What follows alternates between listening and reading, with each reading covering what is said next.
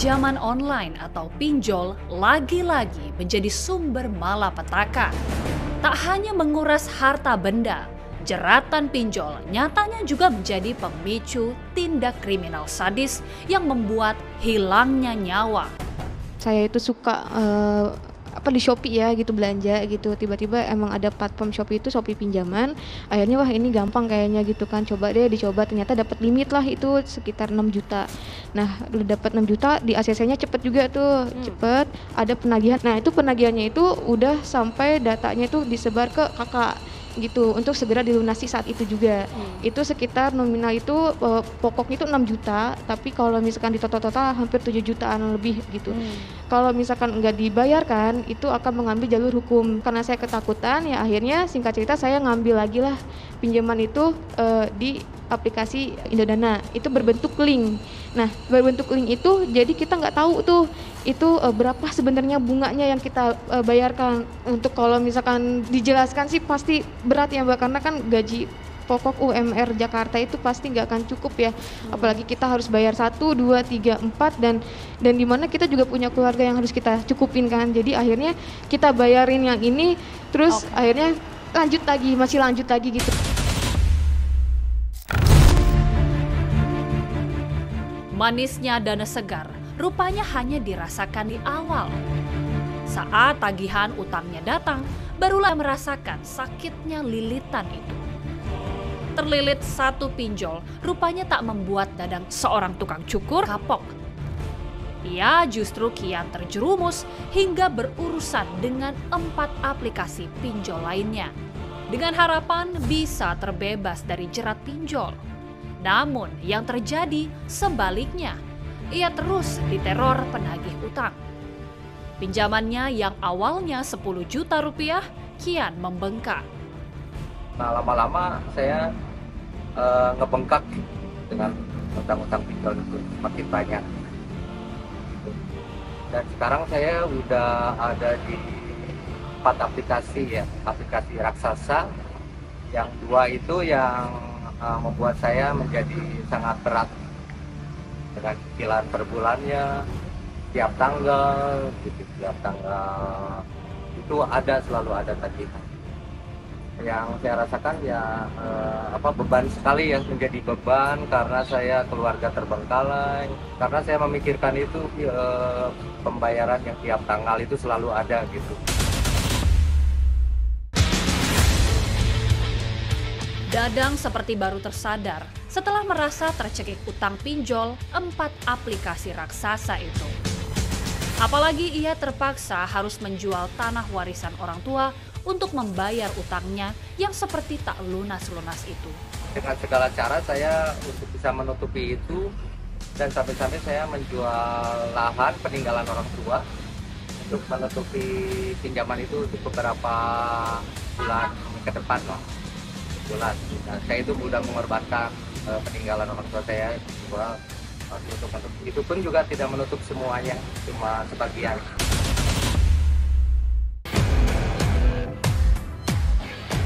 Peristiwa pembunuhan mahasiswa Universitas Indonesia pada awal Agustus lalu juga menambah panjang cerita kelam jerat pinjol di tengah masyarakat kita.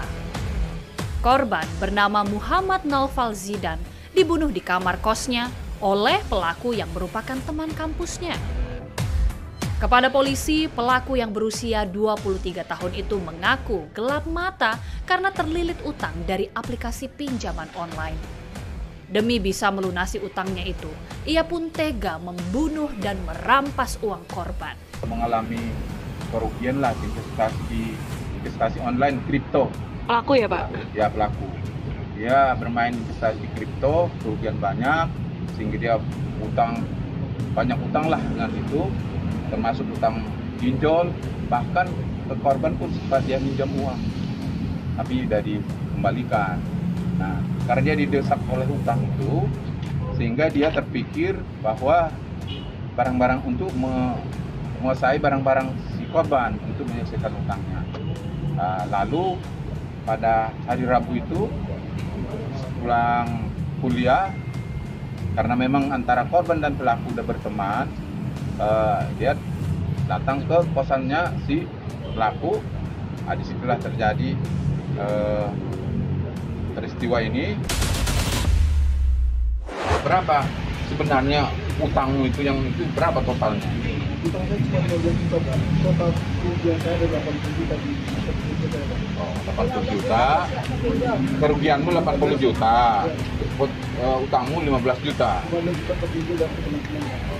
Nah, termasuk kepada korban. Korban saya Pak. Berapa utangmu kepada korban? 200 ribu. Sudah membayar.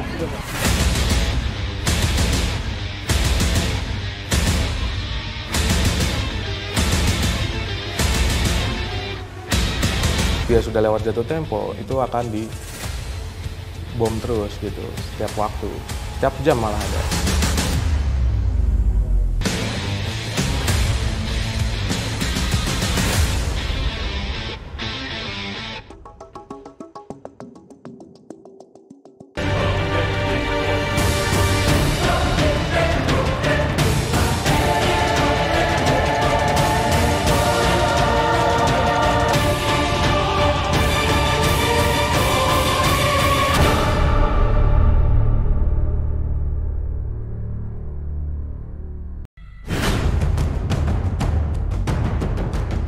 Godaan pinjaman online baik legal maupun ilegal memang sering hilir mudik di laman media sosial. Kemudahan, persyaratan, hingga proses pencairan yang cepat menjadi daya tarik tersendiri. Banyak orang memilih pinjol sebagai solusi masalah keuangan, karena para nasabah menganggap layanan pinjaman konvensional yang ditawarkan bank terlalu berbelit.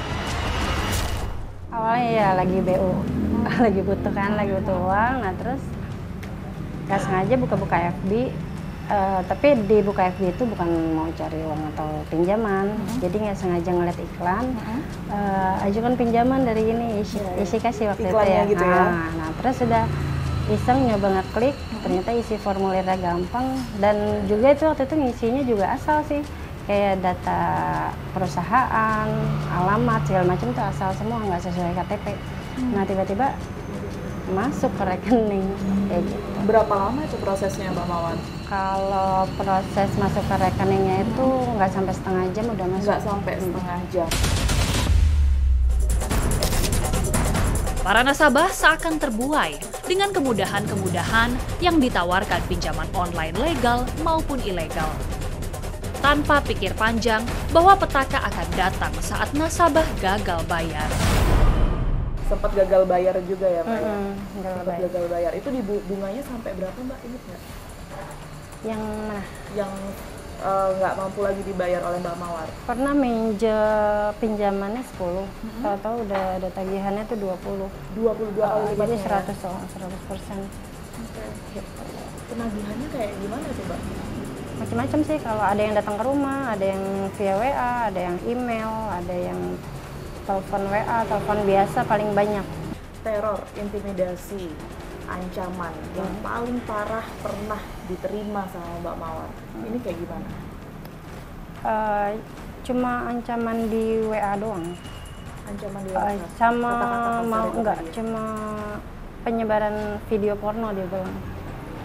Jadi kayak kita kan ngasih KTP kan, jadi dia ngambil potongan foto kita tuh dari KTP, nanti dia edit, dibikin video porno apa-apa gitu. Ya, ancaman serta makian dari para debt collector atau penagih hutang seakan menjadi hal yang lumrah didapat bagi para nasabah pinjaman online yang tak bisa membayar angsuran. Deretan bunga pinjaman yang terus menggelembung juga membuat para korban pinjol menjadi frustasi hingga semakin dalam terjerumus dalam lingkaran aplikasi pinjaman online. Jadi kita nggak tenang, kita nggak bisa berpikir positif, sampai akhirnya ya mas kawin habis. Gitu. Mas kawin habis, selesai mas kawin habis, itu hanya baru sekitar 3-4 aplikasi yang kita selesaikan. Sisanya masih neror lagi dengan banyak lah, intinya dengan teror-terornya yang luar biasa, sampai maki-maki dan segala macam. Kalau saya sih secara pribadi mungkin laki-laki bisa terima, karena mungkin istri ya nggak bisa terima gitu. Nah itu gali lagi, akhirnya masih bisa untuk masih bisa untuk pinjam lagi. Kita coba untuk amanin 1 bulan, ternyata bulan depan kita KL. Bulan depannya? Bulan depannya kita kalah lagi. Maksudnya artinya bulan depannya kita nggak ngasilin apa-apa juga. Sebenarnya malah nambah beban hutang aja. Jual ada sebidang tanah di kampung itu buat kita. Setelah ngakalin ada lagi. Ada lagi. Dijual Iya. untuk membayar pinjaman online. Betul. Itu kan masih ada lagi tuh ternyata dari perekonomian segala macam ya kita ya. Terus akhirnya mau nggak mau terjelembab lagi. Sampai akhirnya kan kena PHK dari kantor, kita ada BPJS cair gitu, akhirnya cuma buat bayar itu aja.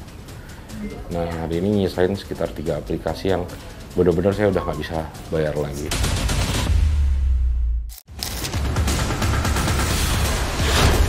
Selain melakukan teror, perusahaan pinjol rupanya juga mengambil data diri serta nomor telepon keluarga dari para korban. Data pribadi sempat disebar berarti Bang ya? Disebar dari ke keluarga, ke rekan-rekan semuanya. Iya, pernah dibuatin grup juga, grup tidak bayar hutang atas nama saya, gitu. Nah, rekan-rekan mungkin juga keluarga ini menyampaikan informasi itu ke Bang Roni seperti apa Bang? Ya, mereka juga dilibatkan. Ada beberapa keluarga yang marah sih memang kenapa saya dilibatkan. Merasa terganggu karena memang terornya tidak hanya ke saya ternyata kan. Entah gimana ceritanya saya tidak pernah masukin data mereka tapi tiba-tiba mereka telepon ke keluarga. Sampai akhirnya bener-bener tuh yang namanya ada beberapa keluarga yang anggap saya udah jadi musuh. Pengambilan data pribadi para korban pinjol serta metode penagihan dengan intimidasi rupanya sudah umum dilakukan oleh perusahaan pinjaman online baik yang legal maupun ilegal. Kita coba nge-get datanya itu dari nomor telepon si korban.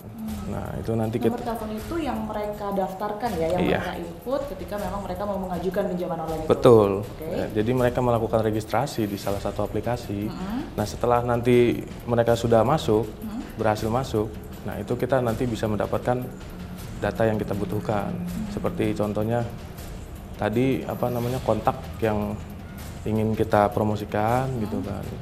Terus lokasinya si user peminjam itu. Untuk menagih, ini caranya juga sama artinya? Kalau menagih sih yang pertama kita coba dengan cara yang sesuai SOP ya. Kita panggil, kita WhatsApp, kita SMS. Nah, kalau jika tidak ada Itu dari timnya Bang Dimas semua ya? Betul. Okay. Ya. Setelah melakukan itu dan tidak ada respon, baru kita melakukan cara yang kedua. Yaitu dengan tadi kita coba hubungi kontak-kontak yang ada di handphonenya si peminjam. Sudah terkumpul melalui sistem itu. Betul, tadi. Yang melalui sistem itu tadi. Lalu ya paling kita hanya seperti membuat grup gitu. Membuat grup bagaimana caranya si peminjam ini merasa malu gitu.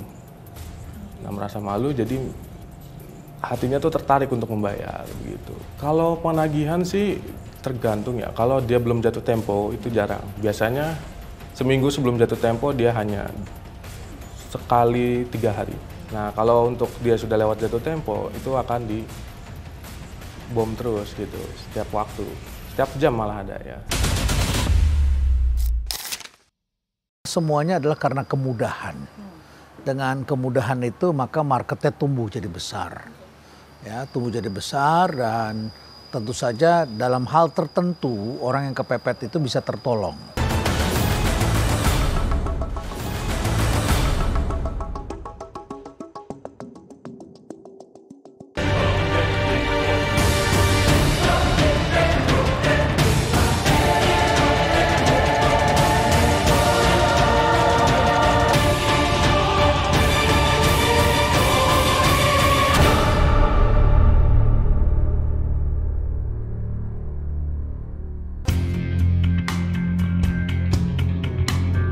Pinjaman online alias pinjol kini menjadi istilah yang tak asing bagi masyarakat.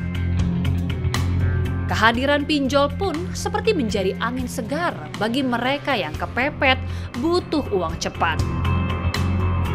Tanpa perlu ada jaminan dan cara yang rumit, dana segar langsung masuk ke rekening mereka dalam waktu kilat.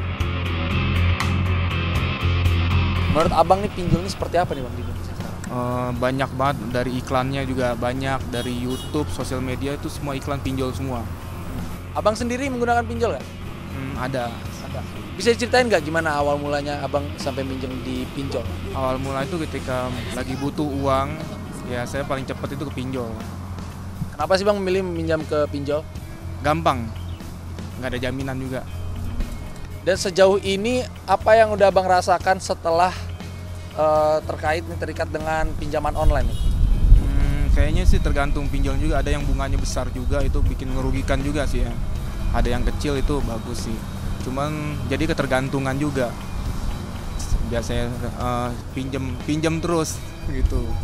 Takutnya banyakan itu ya gagal bayar, akhirnya bunganya besar.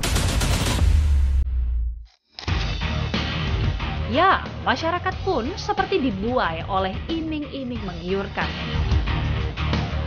yaitu mudahnya menggunakan uang dari si pinjol itu.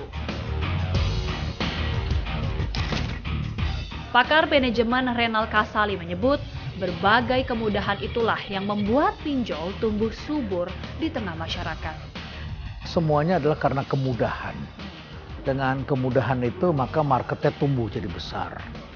Ya, tumbuh jadi besar, dan tentu saja dalam hal tertentu orang yang kepepet itu bisa tertolong. Ya, tetapi tertolong ada juga yang justru terjerat.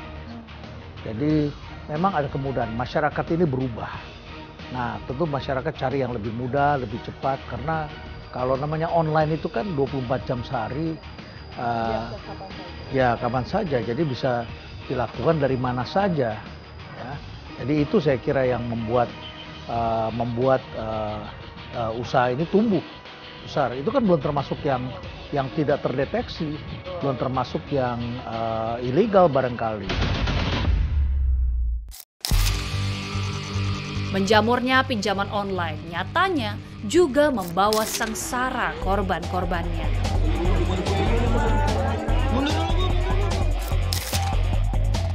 Meski tak sedikit aplikasi pinjol nakal itu telah ditutup, namun toh masih terus muncul pinjol-pinjol yang berulah serupa.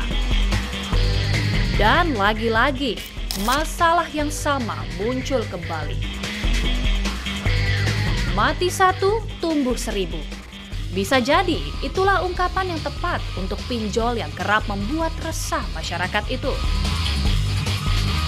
Mengapa pinjol yang jeratnya kerap membuat petaka itu seperti tak bisa dibasmi?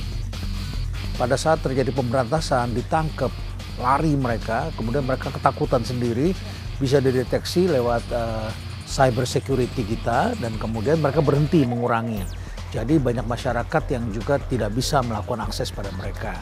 Jadi itu berkurang, sempat redup begitu ya. Tapi ada masa lagi kemudian aparat mungkin lengah, pengawasan mungkin lengah, sehingga kemudian hidup lagi. Yang kedua, tadi saya bilang ini ada hubungannya dengan judi online dan game online. Jadi kalau judi online-nya naik, itu maka pinjaman online akan naik. Ya, ada semacam korelasi positif antara keduanya. Karena orang yang menggunakan gajinya untuk bermain judi online atau judi slot itu, kemudian tidak bisa memberikan uang ini pada keluarganya, atau anaknya yang perlu susu dan sebagainya, atau orang tuanya, kebutuhan pokok, dan akhirnya kemudian mereka pinjam online. Lantas apa langkah Otoritas Jasa Keuangan (OJK) agar tak ada lagi aplikasi-aplikasi pinjol yang cuma membuat derita masyarakat? Jadi OJK minta Kominfo dalam payung Satgas Waspada Investasi dulu, dan sekarang juga Satgas Pemberantasan Entitas Ilegal ini, kita minta Kominfo untuk memblokir supaya tidak muncul. Tetapi begitu kita blokir, ada lagi dan bahkan bisa lebih banyak. Nah, ini yang jadi masalah. Oleh karena itu, ke depan OJK tidak akan melakukan hal seperti itu terus. Kita akan lakukan pemblokiran, permintaan pemblokiran, ya. Tetapi kita juga akan meminta kepada Google, Meta, dan juga Kominfo untuk jagain supaya tidak boleh ada situs-situs yang menawarkan pinjol-pinjol ilegal ini di masyarakat.